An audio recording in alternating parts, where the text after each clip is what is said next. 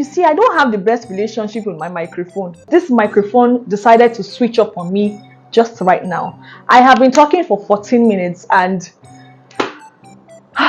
no audio.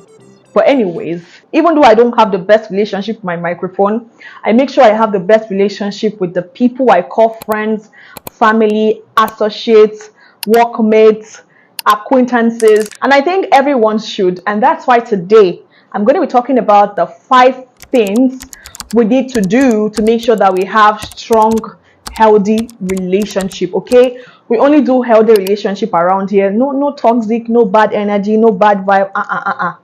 Okay, anyways guys, hello, welcome back to the channel. My name is Good News Uche, and today, like I said, I will be talking about the 5 things you need to do to have strong and healthy relationship.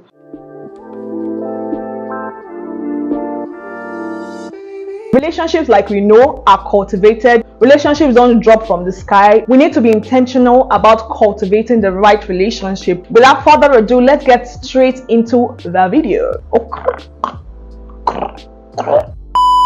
The first thing you need to do is to get rid of assumption. You see, assumption has never helped anybody. If for anything, they help you to destroy your relationship. They help you to build toxic relationship. They help you to lose good and meaningful friendship. Yes, assumption is not good for your relationship. The reason why you need to get rid of assumption is because sometimes we assume the worst, right, of a situation, of people. If you are in a relationship, whether friendship, single pringle, today I got you. Okay, they have been peppering us since January, but don't worry, no peppering today. We are going to sit down and we're going to talk. So like I said, don't make assumptions. And the thing is that we are all guilty of this. At some point in our life, we have assumed that somebody should know or should not know, or they did this out of spite, even if they did it because they did not even know that it was going to hurt you, or they were very oblivious to how it will make you feel at the time, right? You know, relationship is ever evolving, and when situations arises, or when we have disparities of opinion, they tend to foster, either bring us close or push us apart. If you bring assumption into the mix, it tends to destroy the whole thing. So I would say try to ask questions when you are not sure. If somebody does something to you and you are feeling some type of way, don't say the person should have known. No, tell the person, have a decent conversation with the person, air your grievance, and sort it out. I don't believe in letting things linger. I don't believe in going separate ways just because somebody did something. Do you guys know how hard it is to make friends? Do you know how much you have to? I'm not ready to start rebuilding. Let me be holding the one that God has given to me. Let me just manage that one, because to make friends, to build friendship in this adult life, it is hard. Let me tell you that much. It's not easy to build friendship. So try to make sure that if you must part ways with a person, make sure you have exhausted all your options before letting the person go. So don't make assumptions, ask. Which brings me to my second point. When airing your grievance, please take into cognizance the other person's emotion. Factor in the other person's emotion, okay? Do not just say, I'm saying the truth. I say it as it is. Don't say it as it is. Sometimes you need wisdom, okay? It's not everything that you air, blah, blah, blah, blah, blah. Sometimes pause. How do I recollect these thoughts that I have? How do I structure it in a way that I would communicate how I feel, and at the same time, the other person understands what I am saying, right? Because a lot of times, it's not that what we are saying is wrong, it's that the way we said it is wrong. It's not what you say, it's how you say what you say. Does that make sense? So try to communicate in a way that is not hurtful, in a way that is not demeaning, in a way that doesn't seem disrespectful to the other person. And I think that is something we need to bring back into this our generation, because the rising of I said what I said, okay, right? You should not be applied in relationship, right? It doesn't mean you have to be fake. It just means that you are mature enough to air your grievances or communicate your opinion in a way that doesn't hurt the other person, right? That is the hallmark of growth. That shows that you are growing, that you have sense, that you have respect for the other person, okay? Because it's a two-way street. Relationship is a give and take. It's not just you and yourself. That one is called intrapersonal relationship. The one you have with other people is interpersonal. So it involves you and the other person, and you have to be considerate about the other person. Am I communicating? The third thing you need to understand or you need to learn is non-verbal cues, social cues, unspoken languages. And how do you do that? By watching the other person's body language. A lot of times we tend to hold back ourselves. I know I do it. I try to not voice out what I'm feeling, maybe because I don't think that I am in a position to really word it in a way that will seem reasonable, first of all, or not seem disrespectful, right? So sometimes I may just hold off on saying some certain things. But you see, body language, body cues, they don't lie.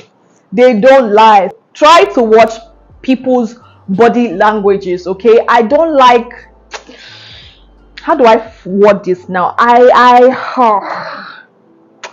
like people who understand body cues, who understand social cues. Yeah, I like people that don't just verbose as from the mouth, and how do they say it? They feel it, they say it. No, I like people that understand. Yes, that's the word. People that understand me. Yeah, you have to understand people to a point where, without them having to say anything, you already know that they are not comfortable with whatever it is you're doing, that if you do this, it will get them feeling this type of way. Yeah, understand them. A typical example is give people personal space. If you are saying hi, don't just don't come close to a point where I don't have a personal space. Like, you want to kiss me? Do you want to kiss me? Please, respect my personal space. It's a boundary. There are a lot of social cues and body languages that you need to be aware of, and these are things that are not taught in the university. You have to learn by interacting with people, right? And it's okay if you are making any of these mistakes, as long as you now know and you're doing something about it. I don't got no problem with you. So over to the next one. You want to practice micro kindness, right? There are huge kind gestures which is very much appreciated, but you see the ones that are very little, very mindful, very demure, very cutesy, those are the ones that actually make the difference. Those are the ones that just used to hit your soul, like, love it. Right? Little act of kindness goes a long way. Little things like checking up on someone. How are you? I have this thing I do with my friend. Anytime I do it, she's always laughing. But yeah, I would ask her, how are you? How is your mental health? But you actually really want to know, because yeah, the rate at which people are themselves is alarming. So I want to make sure that my friends, they are fine. If I'm checking up on you, it means that I care and I want to know. It's not that I want to just do it on the routine. It's not a routine. It's that I actually care to know how you're doing, and I try to be very intentional with my friendship. I can call you out of the blues and you'll be like, hey, I can just call to check up on you. And the times I cannot call, I pray for my friends. Yeah, please pray for your friends, right? Sometimes people are dealing with things that they cannot even say, things that they cannot even share, and it's important to pray for your friends, okay? Another way to practice micro kindness is by reciprocating kind gestures as well. If I am calling you, if I'm checking up on you, if I am gifting you, doing all the whole sweetie things, try and reciprocate it as well. Not that I am doing it because I want to receive that in return, but it's good when people reciprocate good acts of kindness. It shows that people also see you and that the friendship is not one-sided. The worst thing you want is to be in a one-sided relationship. It is very disgusting. It's not the most pleasant. Okay, so reciprocate kind act of kindness. Does that make sense? Reciprocate kind gestures. Yes, don't be selfish. When they show you kindness, give them back to back to back. Do you get me? Yeah. The next one I would say is to practice vulnerability. Practice positive vulnerability. Okay, you are not a rock. And I'm talking to the men right now, and even some women, right? It's not only men that feel the need not to share, right? But it's important to know that you will not always have it figured out, and life can be messy. Oh God, life can be very messy, and it's important you share. It's good to know that you have someone who you can talk to about the things that are going on in your life. It's good to have someone who you know that is going to be there for you every step of the way. Someone you can call and say, I'm going through this, and they would come running to your rescue. Okay, yeah, life can be tough. Like I said, life can be messy. No matter how strong you are, the tables can turn at any given point, and you might be on the other side of the table who will be in need of help. So try to communicate that. Be vulnerable, right? Vulnerability, I've seen, deepens intimacy. If I can share certain details of my life, very personal details of my life, it means that I trust you to that point. And yeah, it's good to have people who you can trust with certain information, and you are sure that it's not going to leave the room. Yeah, so please be vulnerable. Open up. Life is tough for everybody. Okay, if I'm sharing things with you, I also want to know that you can share things with me, right? Don't bottle things up. Talk about it. A problem shared is half solved, like they say. So please talk. I'm here for you. I'm only one call away. Singing is not for me, but yeah, you get the point. Okay, the last but not the least point I have here is to learn how to apologize. Learn your magic words. Please, I'm sorry, excuse me. Show that one again. Tell me in the comment section. You people should know your magic words. Sorry, you people should know your magic words. Let me know the remaining two in the comment section. I think there are 5, right? Yes, they are. Let me know the remaining 2 in the comment section. But the one I'm going to emphasize on is apologizing. I have seen relationship get destroyed. Destroyed is a little bit too much, but I've seen relationship get annulled. What am I saying? I've seen relationship dissolve because someone has refused to apologize.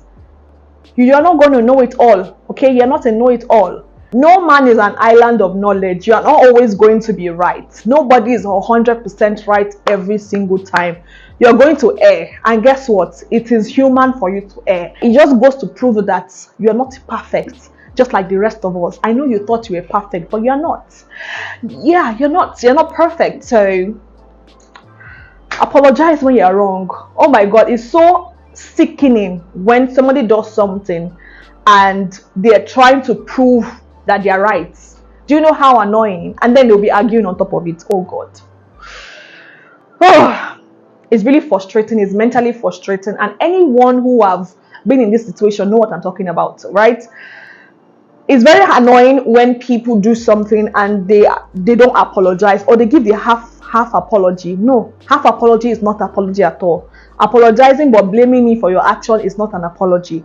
Apologizing is understanding what you have done, the gravity of what you have done, being remorseful about what you have done, and making commitment to ensure that you don't do it again. That's what an apology is. Okay, it's not just saying I did you wrong, but then you keep repeating the same behavior over and over again. What you have just done is you've not even done anything.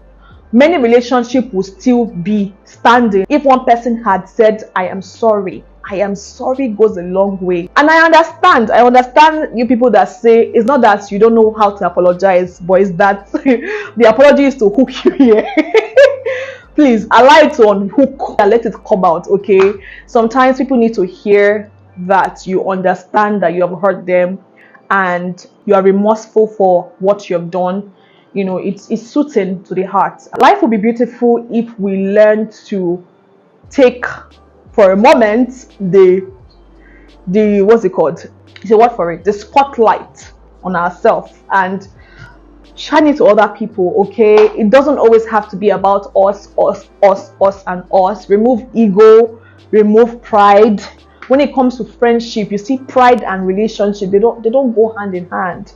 It's a recipe for disaster. Do you get me? So when you are in a relationship with someone, when you're friends with someone, you need to remove your achievements. Yeah, if you want to be friends with somebody, remove all the achievements, and when you are come as a human being, right? I understand you are president general among the nation, but in this friendship, you are my friend, and that is more important than any degree, any title you have. I mean, even in family relationship, right? It doesn't matter the kind of degree I will have, whether I am doctor, minister.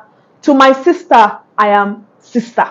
Do you understand? To my brother, I am their sister. To my mother, I'm always going to be her daughter, her child. No matter what outsiders call me, to my dad, I'm always going to be his child. To your partner, you're always going to be darling, sweetheart to them. And this doesn't make you less of yourself, right? You need to understand that once it comes to relationship, you have to remove pride. Okay, remove pride. I am this, I am that. Do you know who I am? I know who you are, but do you know who you are to me?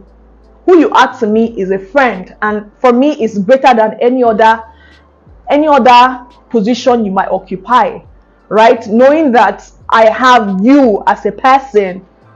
I don't know if you get me, but if we remove pride from relationship, if we remove ego, we will have the best of relationship, right? So that's pretty much it for this particular video. As you can see, I've just been playing all through the video, but I hope I'm able to communicate everything that I intended to communicate. I hope you understand how weighty what I have said is, because human beings, as we know, we are relational beings, which means we thrive on relationship, we thrive with interaction, we interact on a daily basis.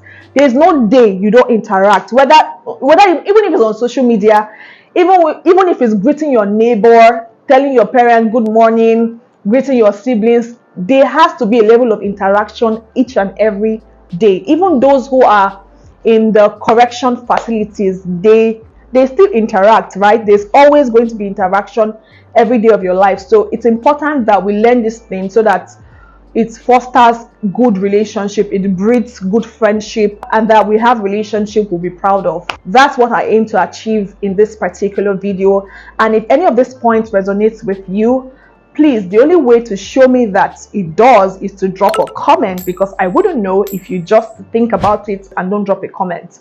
So let me know which of the points resonated with you, and some other points that you think that would help us in having a good relationship. Obviously, I cannot exhaust all of them. I just wanted to pick a couple of them that I think that are very important. So let me know other ones in the comment section. And please make sure you like this video, give it a thumbs up, right? This enables YouTube to recommend the video to other persons. Let this video go viral. Okay, thank you so much for watching this particular video with me. Until I come your way next time, my name remains Good News Uche, and thanks for watching. Mwah.